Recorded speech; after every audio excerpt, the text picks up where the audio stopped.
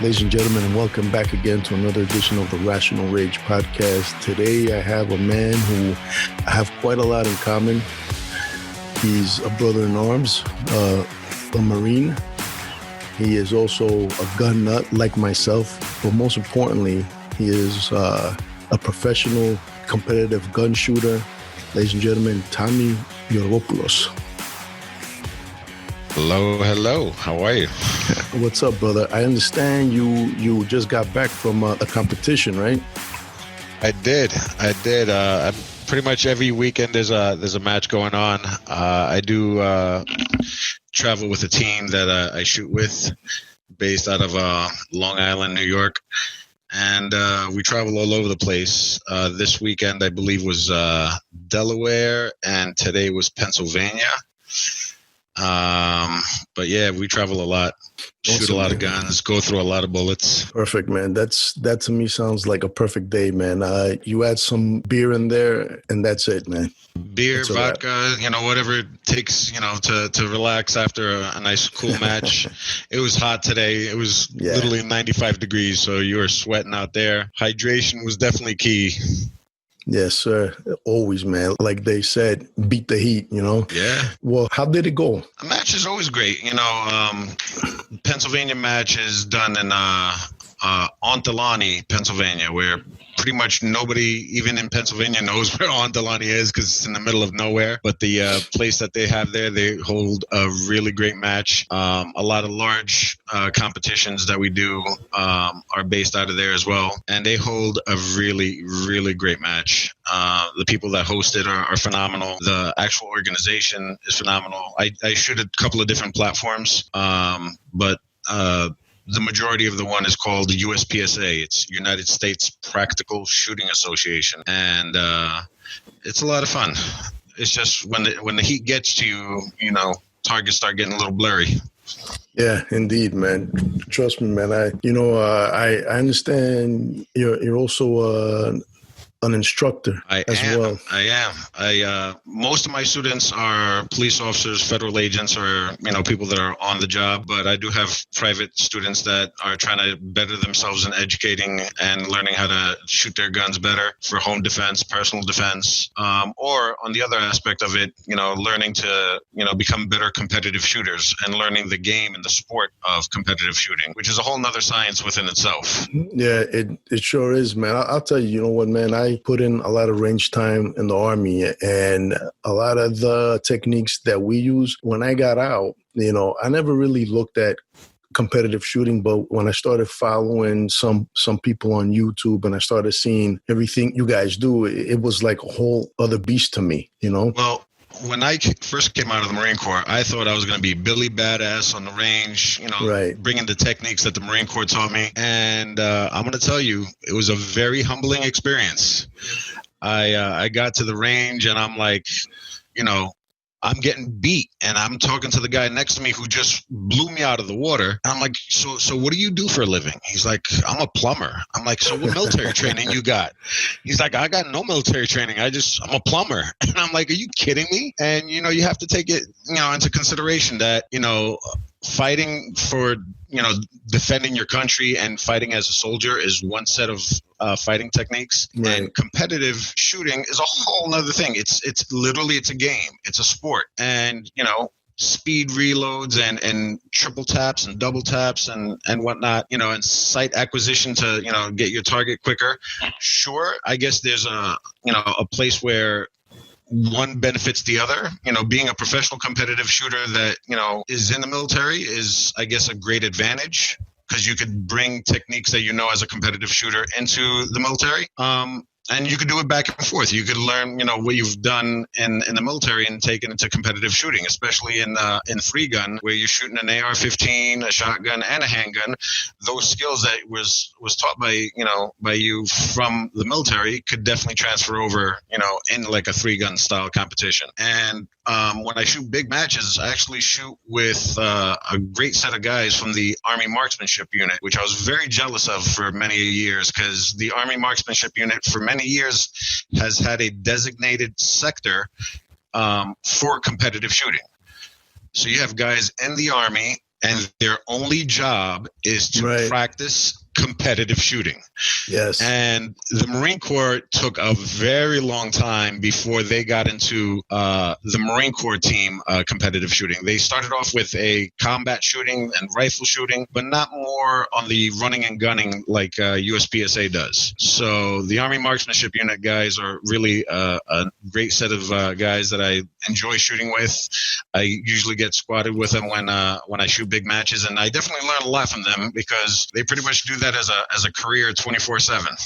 Dude, that's awesome. I remember in the Army, man, if you were an athlete and, you got chosen to play for like the old Army team in any sport, you could pretty much kiss goodbye any guard duty, any CQ, any KP. Yeah, I do know. I've seen, I believe the Coast Guard has a team that I see sometimes. And if I'm not mistaken, I've actually seen Border Patrol, which is a government agency. It's not necessarily the military, but Border Patrol actually has a decent competitive shooting team that does awesome at these matches as well.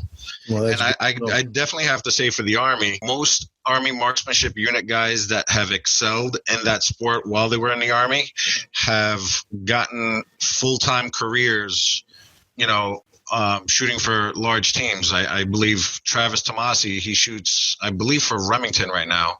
Really? And he was part of the Army Marksmanship Unit. Julie Golub is the team captain for Smith & Wesson, and so forth and so on. So you have these big players that, did well in the Army and now are team captains for major, players in the shooting community. Now, you know what? Let me ask you, man. I've never set foot to compete, but how would you have been invited? Yes, I know. A couple times. I know. Yes, I have, and I have to take you up one day, man. I mean, but how would you compare the stress of going into a shoot house as opposed to a competitive like firing lane? Completely different.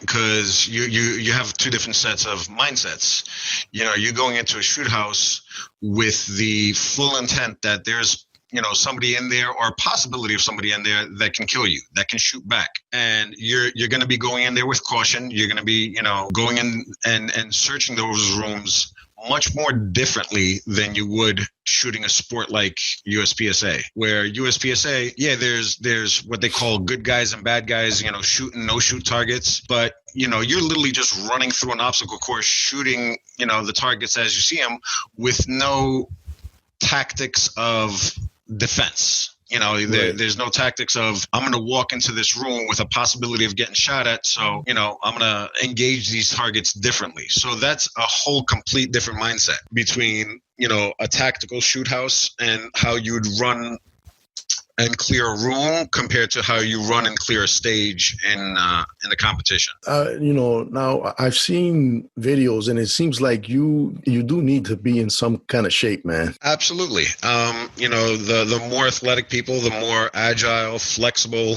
the better you're going to be.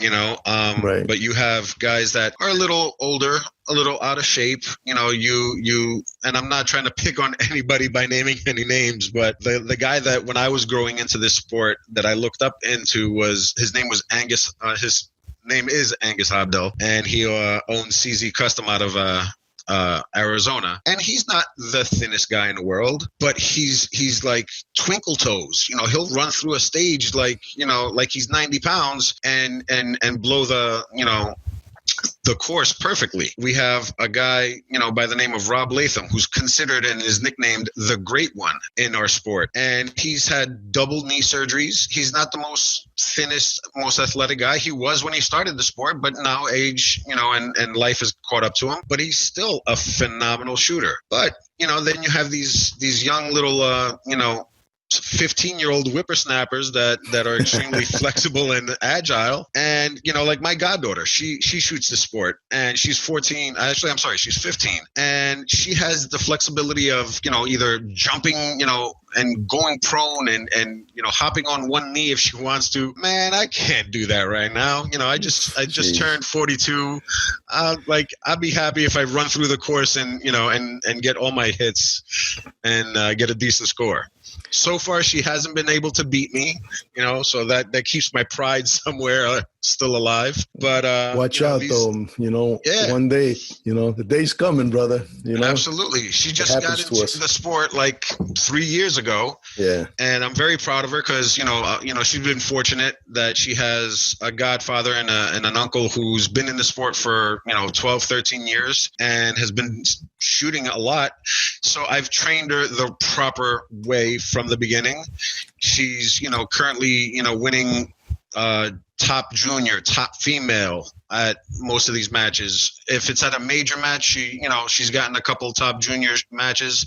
We had a decently sized match in Long Island, I believe last week. It was the Long Island Steel Shootout. She got top female and top junior in both divisions. And, soon enough, she's going to be beating me because she has the age, the agility, and the speed. She just got to have a little bit more knowledge, and within no time, she will be beating me. And I think that'll be the day that it's the proudest day of my life to see, my little protege, surpassing me. Absolutely, man. That's a day that all, I guess, mentors, teachers, masters, fathers look forward to that day, that proud moment. But, speaking of guys who are in shape or not in shape, when I was at first group, at Fort Lewis, we had a guy there. I'm not going to call him out. Great guy. He was a big boy, man. I mean, a big boy. This dude, you wouldn't think of, when you think of your typical special forces operator, you don't see this guy. This guy looked like he belonged in, I don't know, man, some fast food joint. All right. Not the fastest runner, but man, a great shot. And when we went on a ruck march or something, man, he would ruck the fuck out of everybody, bro. So you never know. Well, heart plays a big factor in it. You got heart, that takes you a long way. Yeah. Listen, man, when it comes to the military and to law enforcement and to a lot of these things, also, MMA, boxing, I'm sure your mental toughness plays a huge part, because when the body fails, man, it's up to that brain to be like, okay, so I'm going to go ahead and quit along with it, or I'm going to go on autopilot now and survive, Well, I'm going to give you a perfect example. I was working the overnight, got off at 7:00 in the morning, and there was a competition in Staten Island at 7:30. So I get in the car. I'm booking it to Staten Island. I've been up all night since I was working, and I've been up from the day before since, I don't know, I guess about 2:00 in the afternoon. And I'm now having to hold a pistol and shoot a competition nearly at my last leg of the day. This is when I should be sleeping right now, right. And I'm at a competition. And because I've been doing it for so long and I have that drive to want to compete and to win at this competition, I literally was on autopilot. I don't even remember half the match after I was done. I'm like, I think I shot well. I ended up getting first place, but I was like, I guess I did okay.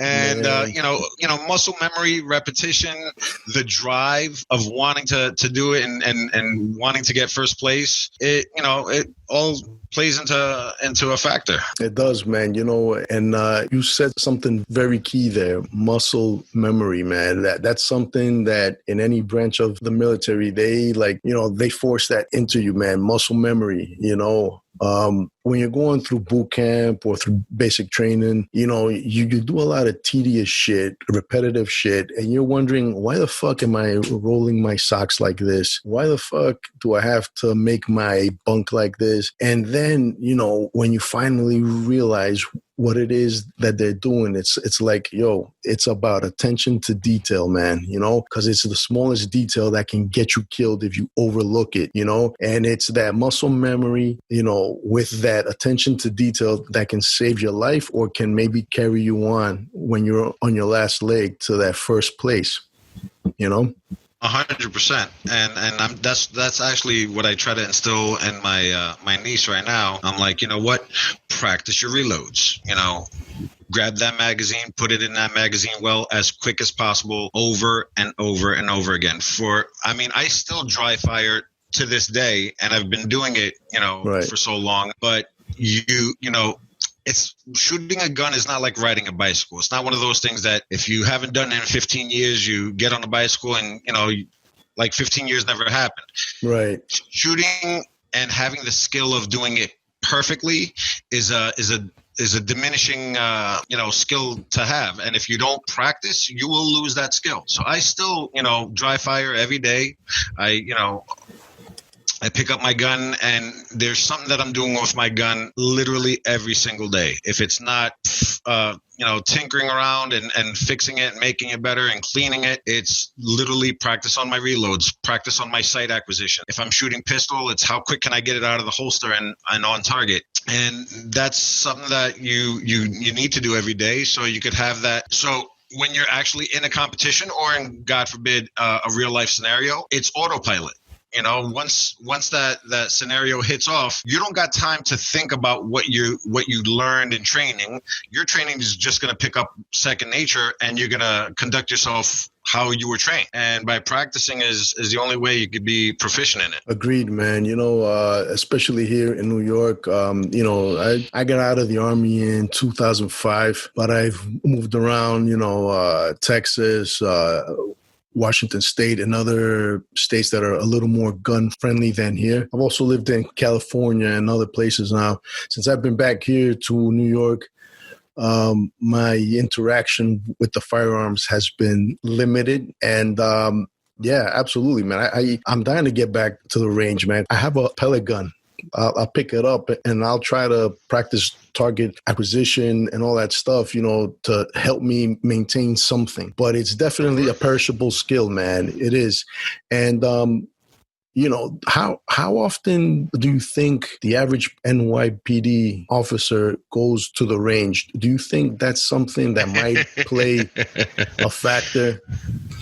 That's actually a very, very funny question. I'm saying that because I have a lot of students that are police officers, and some are from the NYPD, but the majority of guys that are on the job in New York City are not typically gun people.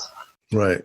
You have to take into a lot of things into consideration. If they were born and raised in New York, they really didn't have many venues of shooting a gun, New York City is very restricted on their gun laws and their gun policies. So it's like they didn't grow up in the backyard of a farm in Texas where their granddad taught them how to shoot a gun when they were 12. So they typically never shot a gun. There's a lot of people that go through the police academy that have never fired a gun until the police academy. And I just had a friend of mine that just graduated the last academy.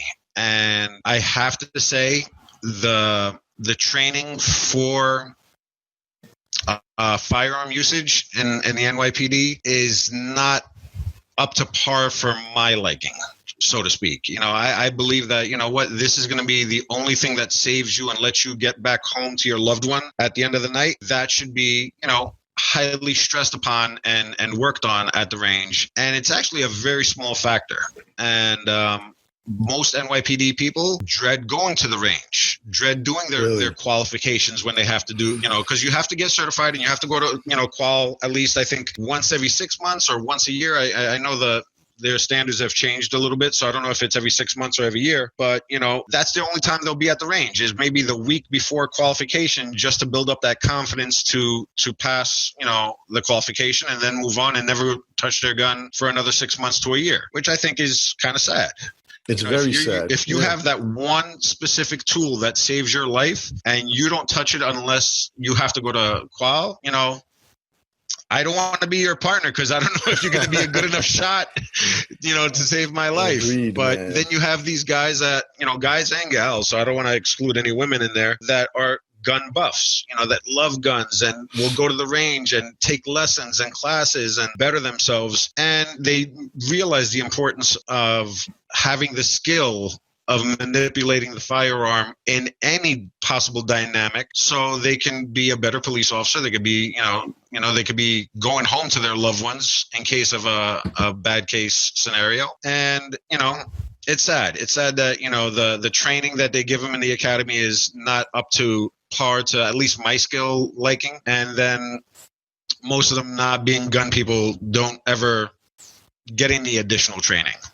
No, man, it is sad, you know, and also I think that if you're in law enforcement in general, you should be tactically and technically proficient with that firearm. But if you're an officer in like New York, Chicago, LA, you know, in a very urban environment, your marksmanship skills need to be up to par. Absolutely. You know, actually, another thing that the NYPD has done, which has hurt police officers and by doing so, is putting a heavier trigger in their handguns. Oh man. You know, you need to, you know, I don't know exactly what factory settings are on triggers when they come out of the factory, because I'm a little bit of a trigger snob. Once I buy a gun, I'm putting a 3-pound trigger in that gun just because I like a nice light trigger. But hypothetically speaking, let's say a trigger, you know, poundage is 6 to 8 pounds. They have to have an NYPD approved trigger in whatever firearm they're shooting. If it's a Glock, if it's a SIG, if it's their backup weapon, they need to have the NYPD approved trigger on it, which makes it very difficult to get a nice crisp shot and stay on target with your sights on it. And I feel that they put that trigger for a good reason. Mentally, like on paper, it looks great. They're saying if we put a heavier trigger on our guns, our police officers, A, won't have a accidental discharge and won't hurt somebody by accident. And B, if they really needed to pull that trigger, you know, they're determined to make that call by pulling a 12 or a 15-pound trigger that they have. But if you look at it in realistic terms, yeah, you know, you try to pull a 12-pound trigger, your sights are not going to be as perfect as a person that's shooting a factory trigger, you know, from their gun. And it's like you're putting them at a more disadvantage, putting a heavier trigger. So it's putting the NYPD in a tougher spot, you know. Now, is this an NYPD mandate or is it a New York City mandate? Like, is it something that started at the mayor's office? Well, I don't know exactly who had brought it up originally and where it started, but I do know that it is, based off my knowledge, only an NYPD thing. Really? You have other police agencies. You have upstate New York State, Nassau, Suffolk County. None of them have, you know, those trigger regulations like the NYPD does. And for example, like a friend of mine that just graduated, he's like, I needed to specifically buy the model gun that I need that says NYPD trigger on the box. Jesus Christ. You know? And actually one thing that kind of irked me when, cause he picked my brain a lot, and I actually trained him at the shooting range before he even got into the academy. And he's like, well, what gun should I buy? And I love when, you know, guys pick my brains on what gun is a good duty gun. And I love Glocks as a gun. I don't think it's a phenomenal duty gun myself. So, you know, I would prefer to go into the SIG side. And he was telling me, he's like, the instructors in the academy were yell at them and curse at them and belittle them like, you know, drill instructors would if they didn't pick a Glock. Oh, gee. Like, you know what, man? You would have to do laps just because you didn't pick a Glock. You know what? That there, it reminds me of these politicians that don't know shit about guns, but yet they make laws concerning guns. It's like you said, there's a lot of police officers who are not gun people. And when they swear by a fucking Glock and they ridicule, it's like, yo, motherfucker, go learn about the fucking Glock. Go learn about the Sig Sauers and the Heckler and Kochs and the CZs. You know, there's so many other guns that I would choose over a fucking Glock any day to go into battle. Actually, you named my very first and favorite gun that I have is a CZ. I started off with a CZ, and I think I have like 7 of them now, and they're phenomenal guns. And if you look, I believe most military and police departments in Europe predominantly use a CZ as their sidearm. I first bought it because it was the cheapest handgun at the gun store. I'm not going to lie. I'm like, all right, I don't got much money. How much is that gun? I'm like, okay, $300 for a full size 9. Sure, I'll take it. You know why though, right? I'll tell you why. No, why people don't think about it, because their favorite rapper is not talking about CZs. It's always a fucking Glock. The word Glock, and you know what? A Beretta's not bad. I mean, it's got its shortcomings, but you can fix it with like a new slide and, the rolling blocks and all that shit. But like a fucking Glock, man, it's been so ingrained into everybody's brain as the only gun. Sure. And it's not. You know why it's predominantly pushed on non-gun buff police, agencies? Because it's a low maintenance gun. Like it doesn't take, you should be cleaning it and you should be lubricating it, but it doesn't take the meticulous cleaning and lubrication that you would on any, firearm that you've ever had, because it's a little bit low maintenance. And they think, well, most of our police officers in the NYPD, they're not big gun buffs, so let's give them something that has the least amount of maintenance. All right, it makes sense. Less things to fix, less things to fuck up. But I don't think it's actually the perfect gun. Like I swear by my CZ, and I love them. I'll tell you this, man. When I've shot Glocks, for some reason, at the end of the day, my fucking wrist hurts. It kind of hurts. Well, I'll tell you why. It's because it's a polymer frame gun. So if you break down a Glock, you take the slide off the actual frame, all the weight is on the slide. There is no weight on a polymer frame. It's all plastic. The only thing that is metal is, some small springs and whatnot, and there's literally no weight on it. So all the weight is coming on the reciprocating force of that slide going back after firing that shot. So it's going to take a bigger toll on your wrist. Right. Where a metal frame gun like a SIG or a CZ, it's an all metal frame gun. It's depending on the models you have, they tend to be even heavier under the dust cover, so it could actually recover the front sights much quicker. It's going to be less wear and tear on your wrists and faster sight acquisition on the target. So you're going to be hurting more with a polymer frame gun. And then if you add the contributing factor of like the bastardized round of a 40 cal or a 10 millimeter round, then you just don't like your wrists at all. Absolutely, man. Now, one thing that I tell people, and this is when it comes to pistols, you can tell me yours, but when somebody asks me, what is the first thing that you think I should modify? Depending on what they get factory-wise, I tell them, swap out the fucking sights, Sights get something. Is definitely, yeah. Yeah, get something that'll work for you both in low light and like daylight also, Well, I'm not gonna lie. Me being a trigger snob, and I'm proud to call myself a trigger snob. I don't give a shit. I will do the trigger job first, and then go sights second. So, I mean, sights are definitely, something that definitely need to get upgraded unless you buy a nice package that has great sights on it. Yeah. At that point, just don't touch anything at all. But trigger, sights. And I'm going to be going into a different field right now, and it's very controversial, but I think my next gun is going to have a red dot on it. A red dot? A red dot. I don't know if I'm making a wise choice. On a pistol. On a pistol, I'm buying a Sig Sauer. It's a popular thing, though, man. It is. And, a lot of people start off with getting the red dot because their eyes are getting old and aging, so they can't, acquire the sights as quick. I actually have a problem from birth, which is cross-domination, meaning I'm a right-handed shooter, but my dominant eye is left. So my left eye and my right hand, so having a cross-domination also is hard for me to acquire my sights and keep both eyes open while I'm shooting a pistol. So I'm thinking if I throw on a red dot, I might, be picking up that red dot much quicker. I technically have not shot pistol in competition in the last 3 years. I do shoot my pistol pretty much, every time I'm at the range, but competitively, I have not shot a pistol in technically what's considered a pistol competition because of my sponsors. My sponsors wanted to push a couple of their own products out there that go on a rifle, and they did open up a new division in the sport called PCC. It's a pistol caliber carbine, so it's an AR-15 based platform that shoots 9mm.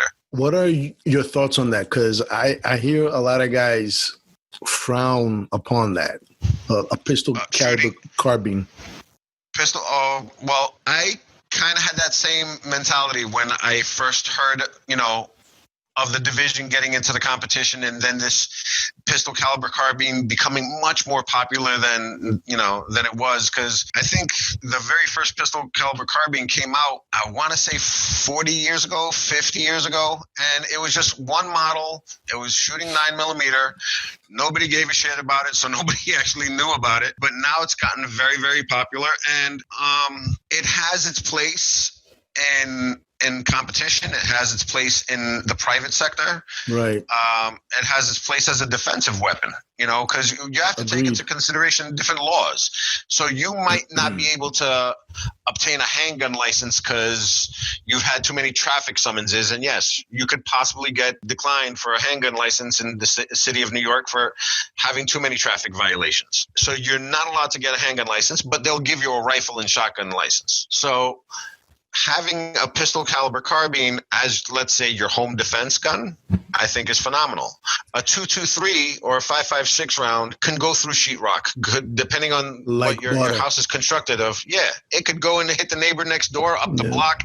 Yeah. But a 9mm it's going to have a slightly more velocity coming out of a 16-inch barrel, than your typical 4 or 5-inch barrels on your handguns. But you have it more controlled, if it hits a wall, it's definitely diminishing in velocity before it goes anywhere else. Well, you see, I wanted to ask you that because everybody, especially now, with all this shit going on, the riots and everything, a lot of people have asked me, what do you think I should get? And I've actually recommended to a lot of people, get yourself a pistol caliber carbine, preferably a .45 caliber. Somebody that would not be able to handle a .45 caliber handgun can easily handle a PCC chambered in .45. My first PCC that I ever bought, and this was just, I want to say, in the gun community, you're going to have people that buy guns just stupidly for the cool factor. Oh, man.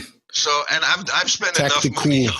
Yeah, I bought me some tactical guns, and my first gun was an H&K USC chambered in .45.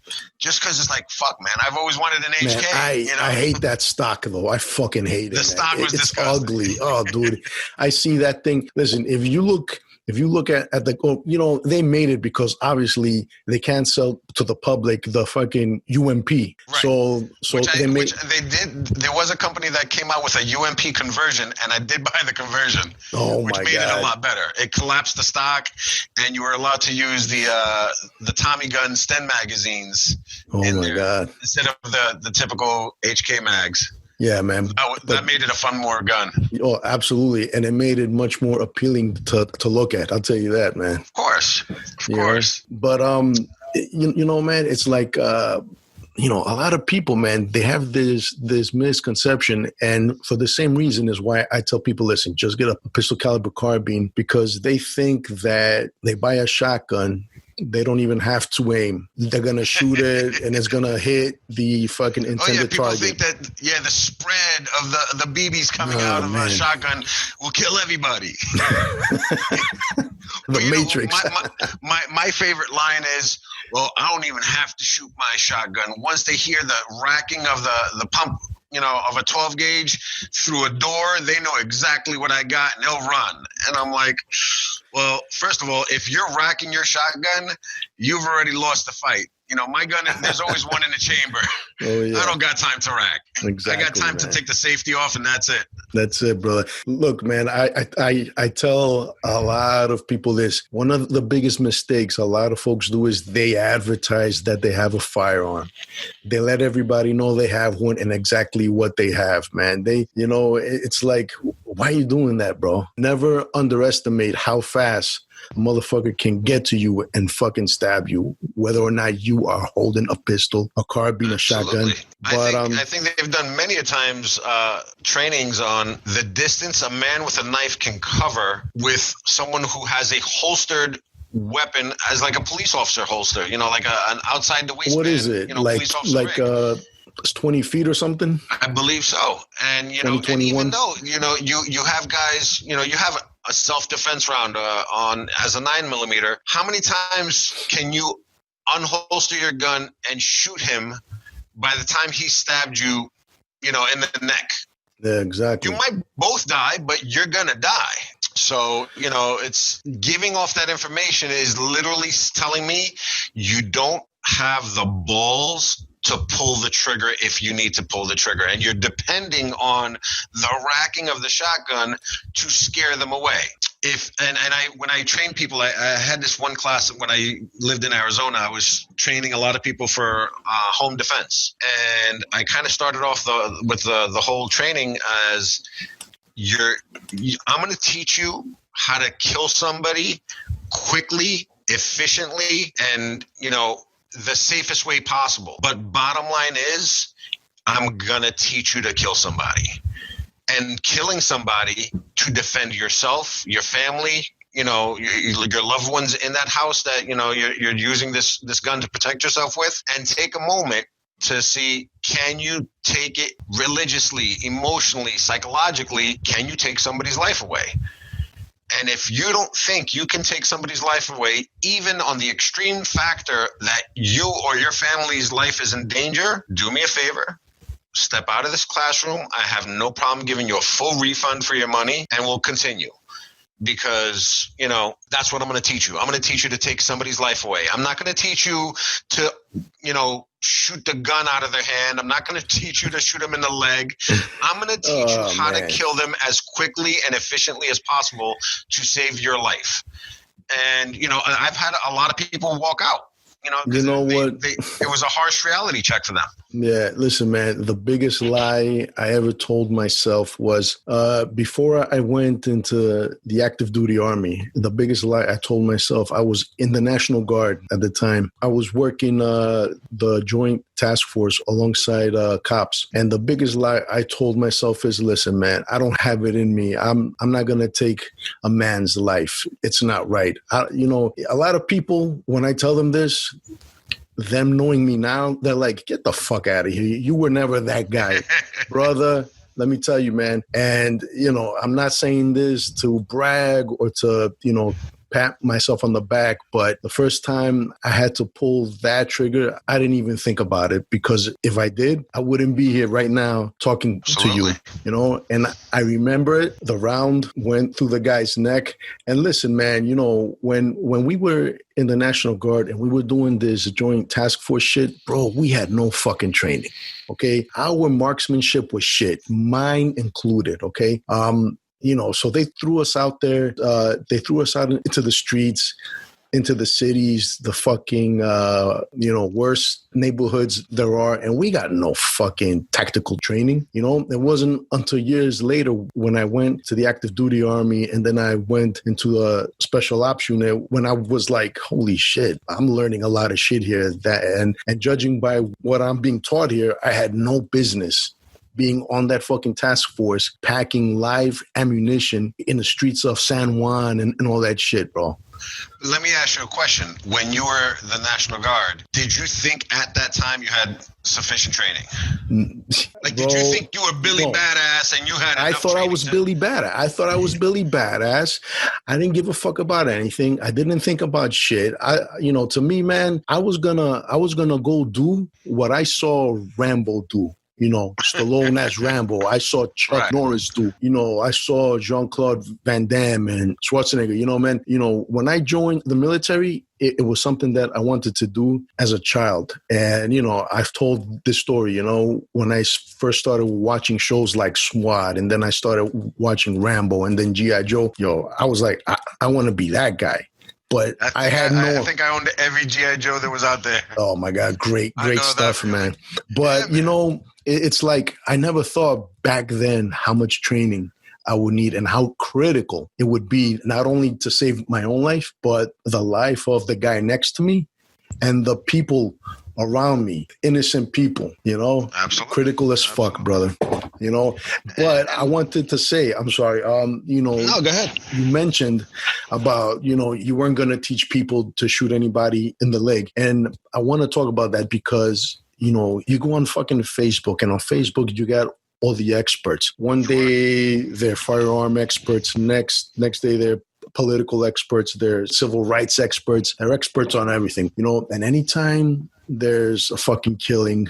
A cop shot a guy and he killed him. Well, why couldn't he shoot him in the leg? Why? First of all, number one, do you know if this man possesses the marksmanship skills to make that shot? And number two, if he shoots him in the leg, do you know the odds? The very good odds of that person bleeding out and ending up dead no matter what? So shut the fuck up. I actually had I try not to talk guns when I go to like parties or, family functions, because you will either A, have someone who's 100% against guns trying to argue with you. Always. And I'm like, just shut your fucking mouth. Or you're going to have somebody who thinks they know better. And I'm not going to name names because I love them dearly. So I'm not throwing nobody under the bus. But I was at a party and this person says to me, he's like, well, I don't understand with these riots right now why the NYPD that have rubber bullets in their firearms and their shotguns are shooting directly at the people with the rubber bullets. And I'm like, oh, I don't get what you're saying to me right now. Like, you're speaking a different language that I don't understand. I'm like, where do you want him to shoot him? If you're not, man. So he's like, no, they're trained to shoot the ground and ricochet the rubber bullet off the ground into the person's chest. Okay, that sounds wow. What? Okay. Yeah, I was like, oh, really? Okay, is that what I would say NYPD is training them? Yeah, that's some exhibition type shooting. Like there's times I was actually at the range last week, and at my range we have a 200-yard pit, and at the 200-yard pit we have a steel gong. So everybody was sitting there fucking around. Was like, oh, what's the chances of you hitting the gong at 200 with your 9mm pistol? I'm like, very fucking well. He's like, really? Your 9mm is going to reach 200 yards? I'm like, what? Sure as shit. 100 yards. Like, what? It's a fucking bullet. Like, I mean, greatly, I get it. 9mm, it doesn't have the coefficiency of hitting 200 yards with a great hit. You're not going to have like a phenomenal shot like you would at 30 yards, but it's going to reach the fucking target. And I'm thinking, because I've never shot at 200, give me like 3 shots to like guide it in with some Kentucky windage. And I got it on the 4th shot. And I'm like, it's like exhibition type, tricks type shooting, and shooting from the ground, because we've done this as well, to hit a target, to ricochet it off the ground is extremely fucking hard. That's something that, a competitive shooter like myself, it took me 12 shots to ricochet off the ground and hit my target where I wanted to hit it. And she's like, oh yeah, the NYPD trains them that way. No. And I'm like, dude. Wow, like you don't even know what you're talking about. Really. I can see you maybe trying to shoot a fucking a canister, a fucking CS that way, maybe, but not a 9mm round, bro. Or a 12 gauge rubber bullet. Like that's what you're gonna do. Is you're gonna shoot it. That's how she said they were specifically trained. And I'm like, well, where do they get their information from? I don't know. And I was about to get into the education of non-lethal ammunition, right? I was going to tell her that, first of all, nobody's trained in the police agency to not shoot anything but center mass. Now, with the rubber bullets, you do have more training, and they do tell you when you get trained that rubber bullets can kill somebody if you hit them above the neck, the neck and above. You could still kill somebody if they have any heart conditions or heart issues, because you're having a rubber bullet with a high velocity hitting a person's chest. So, yes, they're non-lethal, but they can, with a small fraction, possibly kill somebody. So you are typically trained to shoot in the center mass area. And if it's a healthy individual that is getting shot with a rubber bullet from a 12-gauge shotgun in the center mass area, it's going to hurt a lot. And if they're causing any type of damage, if they're about to hurt somebody or whatnot, and you're using non-lethal, that will have a good possibility of stopping them. But I've never heard of the NYPD or any other police agency be trained to ricochet bullets off the ground. Fucking trick shots. Trick shots, yeah, man. And we're talking about a police agency who unfortunately has the least amount of training with firearms to be doing trick shots. That's crazy, man. But wow. The thing is... But you know what I did? I shut up And I didn't see anything, and I looked at my watch. I'm like, I gotta go. I'm like, man. There's just way too much stupidity around here.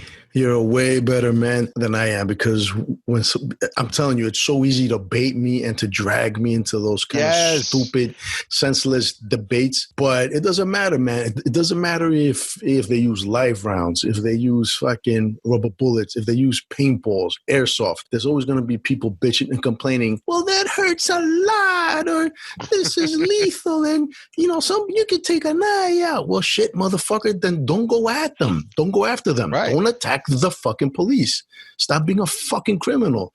Don't be a piece of shit, and I'm seeing this a lot in these riots. These motherfuckers are burning down stores. And again, I'm not saying the protests, okay? I am of rational mind to separate the protesters from the rioters. But these rioters, they're flipping cars, they're burning cars, they're beating up people, they are killing people, they're burning down businesses, homes, etc. And if somebody shoots a little fucking rubber bullet at them, or they get hit by fucking CS gas. Oh, look at this. This is inhumane. What the fuck are you doing out there then? Blowing up people's, businesses and flipping cars and possibly hurting people, that's humane. Yeah, but getting shot by a rubber bullet's inhumane. And I actually, when I actually have energy, I have nothing to do, and I says, you know what? I'm going to go full force with this fucking idiot to educate them. And I'll tell them why we don't shoot in the legs, and why, we only aim for, center mass of the chest. And I'll go through the whole spiel. And then it literally goes in one ear and out the other, and they didn't learn a single fucking thing. So I had a speech with a person for 45 minutes, and it fell on deaf ears. I'm like, why do I even try? It always does, man. It's like, we're living in a weird era, man. It's like this is definitely a very weird era, man. Because it's like we can't disagree. We cannot respectfully disagree. If we disagree on anything, we have to go right for each other's fucking throats, man. You've now put you made a line in the sand, and you've made a stance that if you disagree with me, you're 100% against everything I stand for. Just because you disagreed about, one topic, you're completely, against me, and you're the devil spawn. Yeah, it's insane, man. Because you know what, man, there's a lot of, I have a lot of debates on social media. This past week, I stayed off of it for the most part. I'll post here and there, but it got to the point where I just got sick of it, man. But I have debates with people, and I'm trying to explain to them, dude, I don't want anybody dead. It's like, if you disagree with one portion, they only focus on that one fucking portion, and then it becomes this net that is cast over the whole thing. So, just because I feel that I want to respect my flag, and because I am for the Second Amendment, that must mean that I'm against immigration, that I'm racist, that I'm sexist, that I fucking probably hate animals. Dude, there's no point, man. And you know what? I don't know if if you follow closely on my social media, which I'm not a huge social media person, but because I'm a sponsored shooter, I do have sponsors that that take care of me, very generously, and I don't want to lose any sponsorship over anything. Right. I don't post.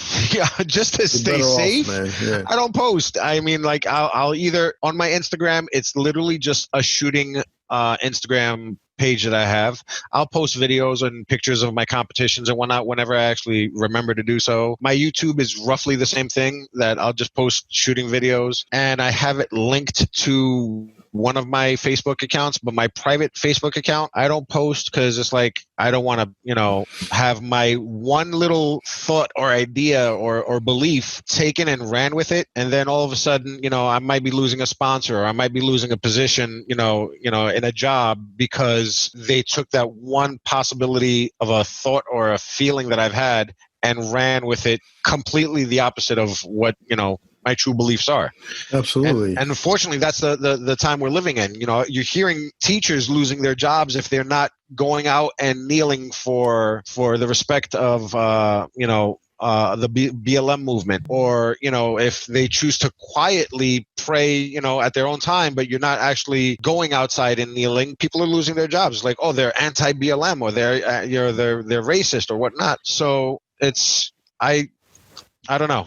I don't know, why it has to go to that extreme. But yeah, bro, it's like you're automatically canceled, and you don't get a chance to explain yourself. You don't get a chance to, the bottom line is it's not fair, because I'll give you a good example. My life, I live it more like a liberal, but I respect everybody. I respect everybody's freedoms. I want everybody to respect my freedoms. But when it comes to like politics and policies and all that shit, I tend to lean right, because in order for me to live the free life, you got to go to the other side when you run in a fucking country, but that's not to say that I support everything the right does. I'm very vocal. I claim to be a guy who's down the middle. And I think that I prove that point every day. I praise Trump for the good that he does, and I criticize the fuck out of him when he does something that I think is wrong, But then I'll have people come when I praise him, and they'll be like, well, he's racist, and if you support him, then that makes you one too. And I'm like, I don't know, man. You can't win, brother. Unfortunately, you can't. It's a different type of mentality nowadays, and it's sad. It's scary. It's I don't want to say I had a prediction, but when me and my wife were considering having a kid, I was like, I don't want to have no kid, for selfish reasons, for being an asshole reasons, but also you see the way this world is, and it just gets progressively worse with every generation. And you think to yourself, when is it going to stop? Is it going to turn around and become better? Do I even want to bring a child into this type of world? And, so it's like, I never wanted to have kids. I never didn't want to have, bring somebody in and have responsibility over him and, lead him into this world and hopefully, not become an asshole, which is kind of rare to not become an asshole being a kid. And now that, I've seen the world literally turn around 180 degrees from what I thought reality was 6 months ago, I wish I never had a kid.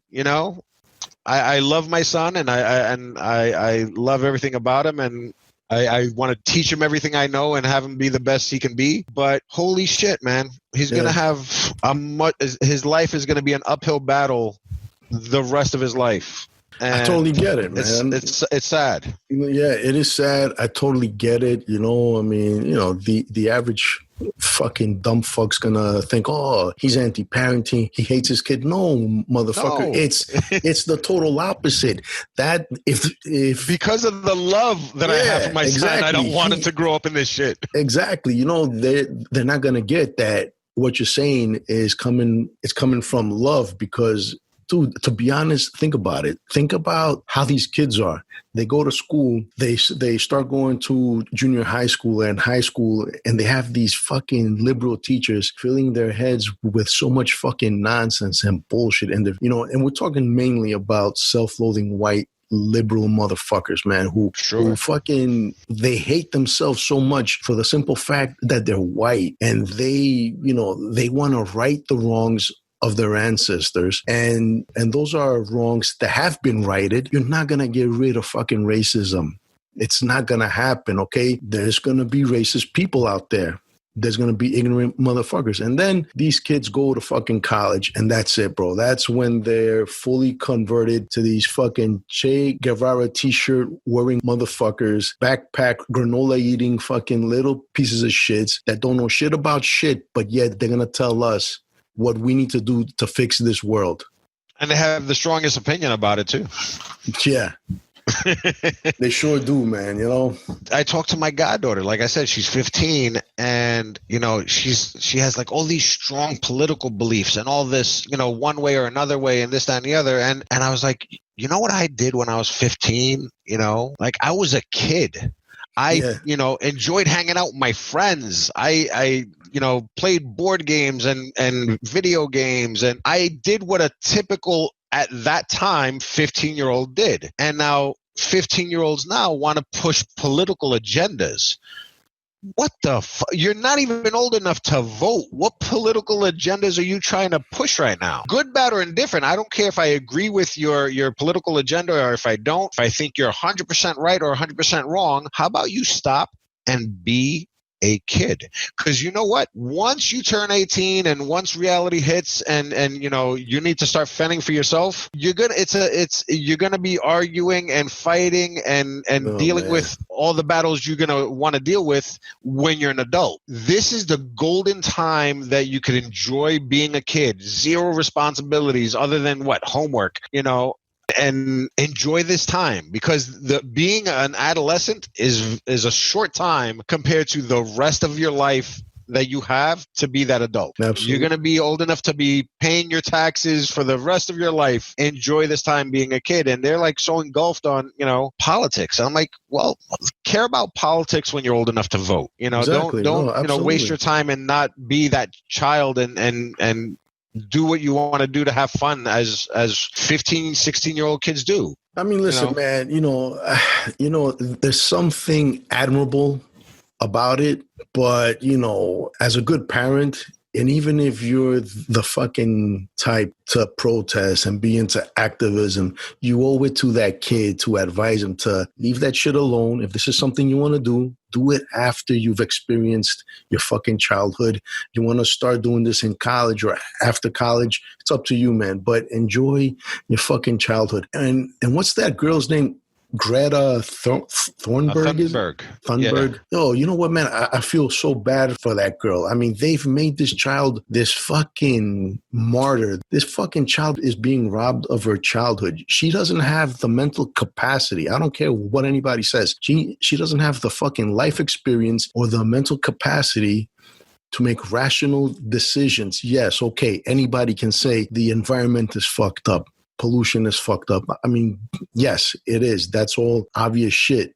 But, don't come here trying to fucking dictate and trying to fucking, say we need to do this, we need to do that, when you don't know what you are talking about. You don't know how A works and how it needs to function with B to make C move, Absolutely. And how much of it is being spoon-fed to her by her parents or other influencers. They're activists, yeah. So, if, it was her own theory, if she came up, she was this child genius that came up with a phenomenal theory about whatever topic she wanted to talk about, and it made complete sense, and it was something that was so out of the ballpark that was, life-changing.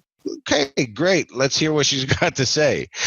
But, it's not the case, and it's sad that, they're using her or any other, young children out there to hit the heartstrings of, other people to actually give her a voice. And she's being robbed of her childhood. She is. So what happened here is, and this is my theory, Trump is his own worst enemy. Trump cannot help himself. He's like me when it comes to being easily baited into shit. So CNN took this kid, a kid who was brought up to be an activist. They put her on national TV and they probably gave her talking points, bash the shit out of Trump. They knew Trump would not be able to help himself and he'd say something stupid. And, automatically overnight, this child became a fucking martyr, bro.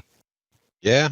But it is. We're in the times that we're at, where people like that would have a voice. And now people like that, fame, good, bad, or indifferent, have that fame now because of all these platforms that we have, all the social medias that we had. Like, I remember, I had a crush on a girl on TV. I would have to join their fan club just so I could write them a letter, be like, hey, I'm your biggest fan or whatnot. Now, you want to get a poster and shit, Yeah, get a poster with an autograph or some shit. Yeah. Now you know, you want to tell Beyonce to go fuck herself and she looked like a cow in her dress because that's your opinion, you go on Twitter, you find Beyonce, and that's what that's what you could tell her. And it's like that whole era of, you know, I wish I could, you know, talk to my you know, the person that I admire the most as being their biggest fan. Now it's like, I'm going to just jump on Twitter and curse them out if I want to curse them out. That's it, man. You know, listen, man,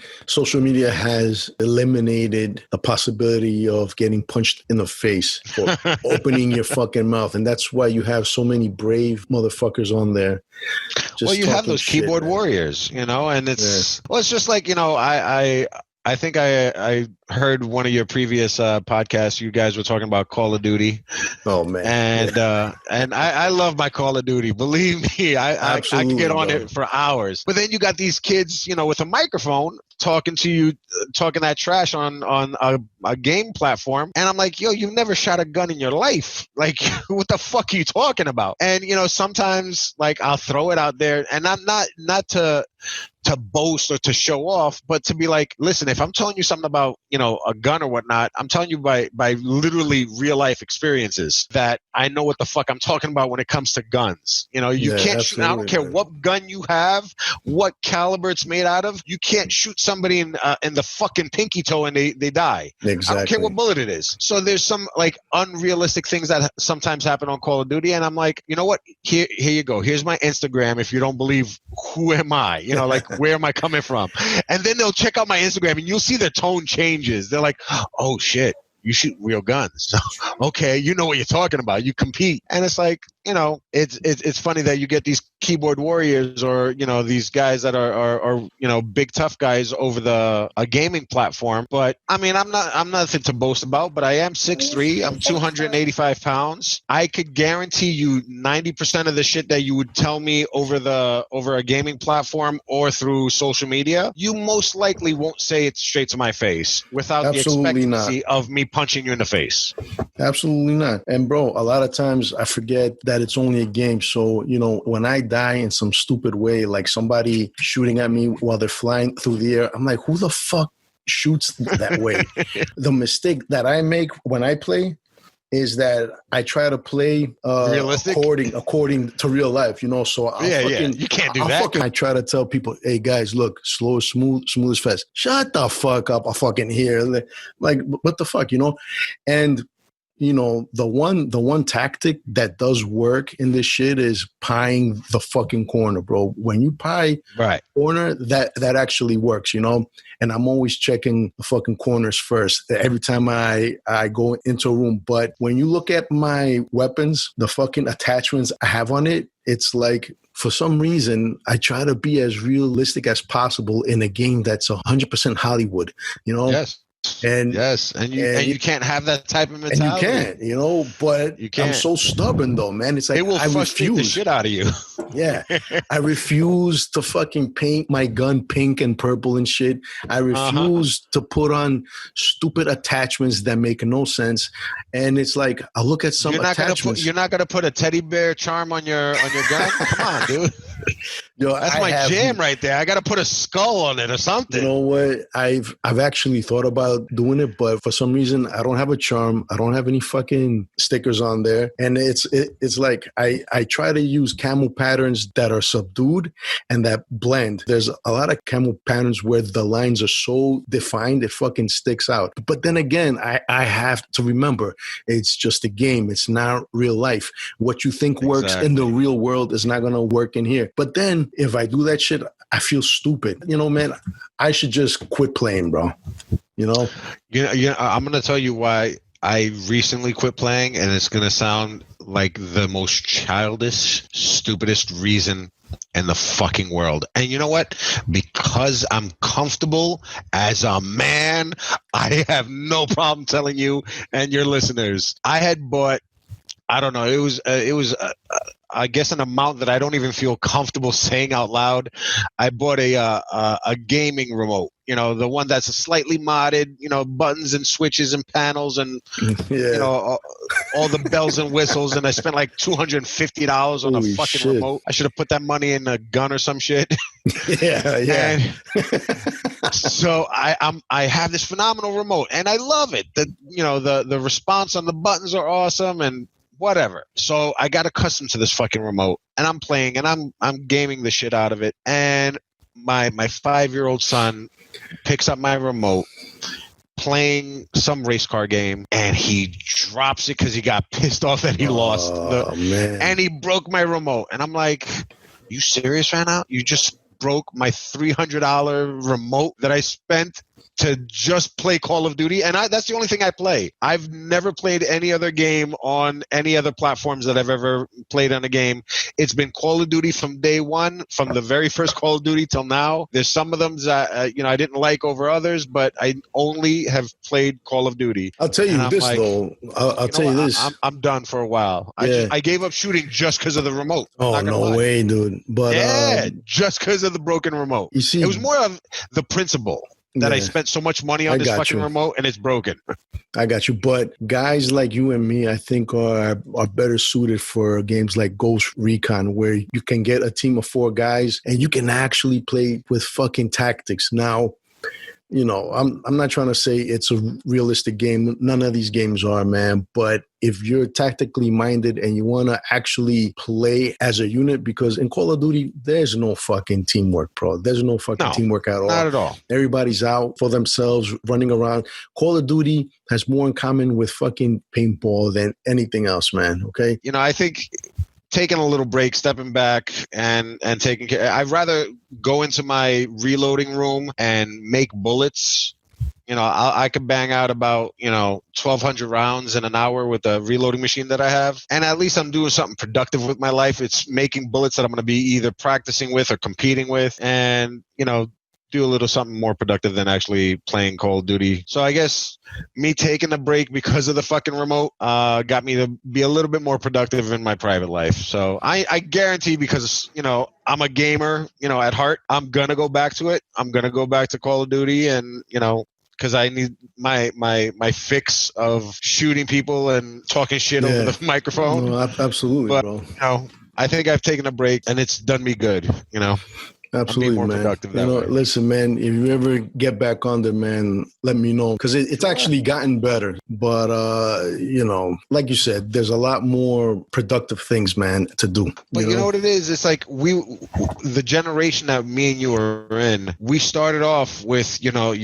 Atari, your Nintendos, your Sega Genesis. Yeah. So, we started from the ground up. We started from being the first arcade generation. That's kind of like it's in our blood. I don't think, no matter what age I am, I don't care if it's age appropriate. I think, if you ask anybody above and beyond our age demographic, playing video games are only for kids. But, that's their opinion. I think us having gaming in our blood from, the day, we were young, that I think I'll always be a gamer, one way or another. I think I'll be 82 in the old folks home fucking people up on Call of Duty. On Call of Duty 107. I don't give a shit. Yeah, I mean, I've said this on another episode. Gaming has actually gotten me through a lot of deployments and other times when there wasn't shit going on, because you know what? A lot of people don't understand. It's not all about war. Man, you got combat, you got humanitarian efforts, you got a mission to go do this, that, or the other thing. But you're out there for, I don't know, anywhere from 6 months on to a year and maybe longer,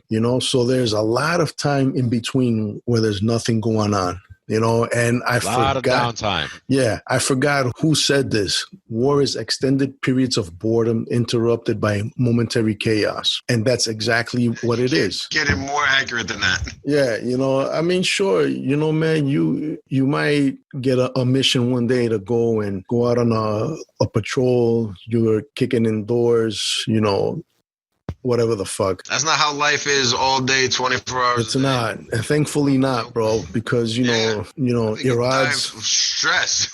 Hey, that combat stress. Alone. Yeah, man, that combat stress is very fucking real, man. I've seen guys, man, they've taken their own lives, man.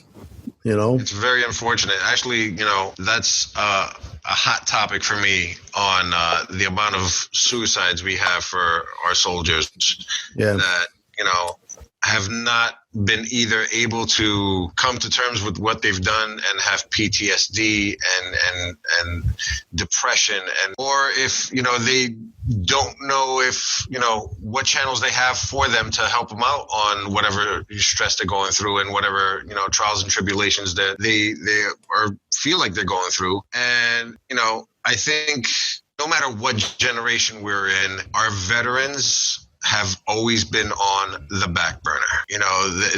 We have slowly gotten more veteran-based programs and more help for, the veterans of our country, but it's come at a snail's pace. Absolutely. And we've lost way too many of our guys from self-inflicted damages that it's too much. It is, man. And you know what, man? We're lucky because the guys who came back from Vietnam, they didn't have shit, man. Okay. Oh. Nobody had love for them. Nobody supported them. Thank God that we have a lot of citizens and a lot of private owned businesses that support us. But from the actual government, man, I mean, there's some programs, but you'd be surprised how many veterans have no idea about most of the shit that's out there. Yeah, and it's, and it's sad, man, they don't make it easy for a veteran to go somewhere, to call somewhere. I'll give you my own experience. When I got out, they had me on, oh man, I forgot what the fuck it was, man. They put me on some pills, but it wasn't fucking helping me. I was still having the fucking nightmares, waking up at night, feeling like violent and shit. So one day, and I'm going to say this here, man, I'm going to fucking share this. It took me seeing myself in the mirror holding the barrel of a fucking 45 caliber pistol in my mouth to make me, like snap out of it and be like, what the fuck am I doing? All right. I decided, I'm not going to take any more meds. I'm going to take it upon myself to get better. I'm going to start going to the gym more. If I feel a certain way, I'm going to go run. I'm going to do this. I'm going to keep my mind preoccupied, and years later, I kind of started falling back into depression and all that shit. So I went to the VA. So I go see this doctor, man. For somebody who's there to help talk to people who are dealing with a lot of shit, who may be suicidal, this bitch couldn't be more uninterested in anything I had to say. Okay, she just wrote everything off. She asked me, were you in combat? Where were you? You want to go talk to other guys? I'm like, I'm talking to you now. Help me out. I mean, give me something. Don't try to palm me off to somebody else or something else, And listen, I don't know. It might have helped me, but I felt like I didn't feel that it was a good idea to sit in a room full of other guys who are just as bad as me or worse, where I might end up feeling worse then. Sure. There needs to be something in place, something better than what's available right now, because we keep losing brothers on a daily basis for no fucking reason. It's sad. And, I don't know if, we as a collective group need to make up our own type of organization of, like a support group, have an internet-based support group. I definitely have this strong urge of wanting to do something. And, I've been racking my brain on what I can possibly do, no matter how big, how small, to help another brother out, even if it's as small as saying to you, knowing you on a personal level, if you ever go down that path ever again, you can, always reach out to someone like myself. Right. To have someone to talk to, get your mind off of it. Maybe, talk you through a solution, no matter what it is, up into a larger scale of, giving options to our fellow brothers and sisters that need that help, even if it is just talking, even if it is, talking you off a ledge, theoretically or realistically, and have other people that can, bond together to have a large scale support group for, the people in need, so I don't know. It's something that has been on my mind for a while. And I think, I'm definitely going to, be more proactive on trying to start something. You know what? Something needs to get better. Yeah, absolutely. And I think that it fits people within the actual veteran community who are doing it. I think it's better. I think there's more trust. A lot of people have to understand when you living that lifestyle, and I'm not saying this is only for like combat specific MOSs and all that, but when you're living that life and you get out, especially if you were in a combat unit or, special operations unit, when you get out and you try to readjust from 100 miles an hour to fucking pretty much maybe 20 miles an hour or fucking less, it's like hitting on the brakes and going through a fucking windshield, man.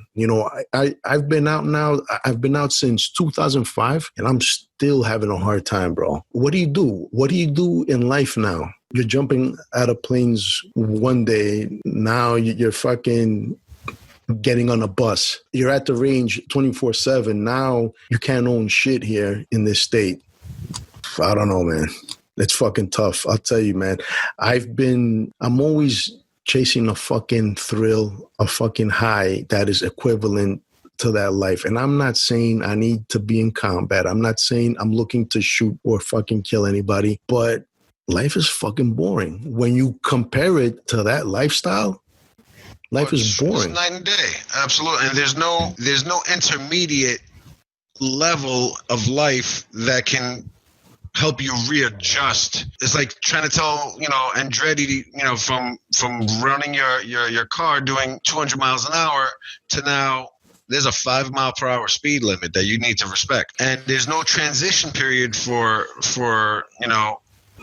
anybody to bring you into that life, to slow you down transitionally and slowly to say, all right, let's take it a little slow and let's take it a little slow. And now that, you're back home, the laws are 5 miles per hour and it's, there is no transition.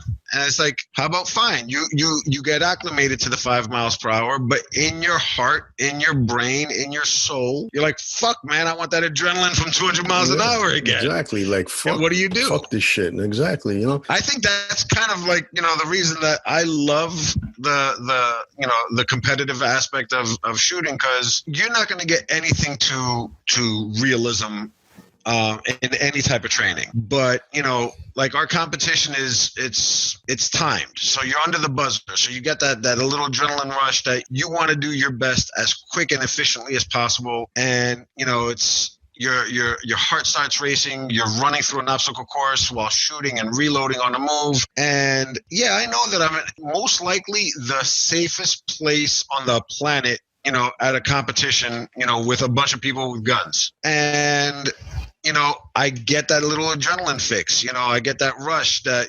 I shot this course really quick. Bullets are flying. I'm reloading on the move. There's moving targets popping in and out, and the Texas Star, which is a spinning plate rack. So there's a lot of fun and there's a lot of interaction that it kind of fulfills that fix that I need for that adrenaline. And that's been my fix, So I enjoy it, and I try to bring people into the sport as much as possible. I'm technically the safety officer at my range, so if you ever come to a USPSA match at my range, you're gonna hear my dumbass giving you the safety rules and regulations, and it's fun. And it's not for everybody, and I'm not, even though it's called the United States Practical Shooting Association, I don't fucking think there's anything practical about it, because you're not shooting real life scenarios, but it's a shit ton of fun, a whole lot of adrenaline, and anytime you're behind the trigger and you're trying to go through something as quick as possible and try to be efficient, you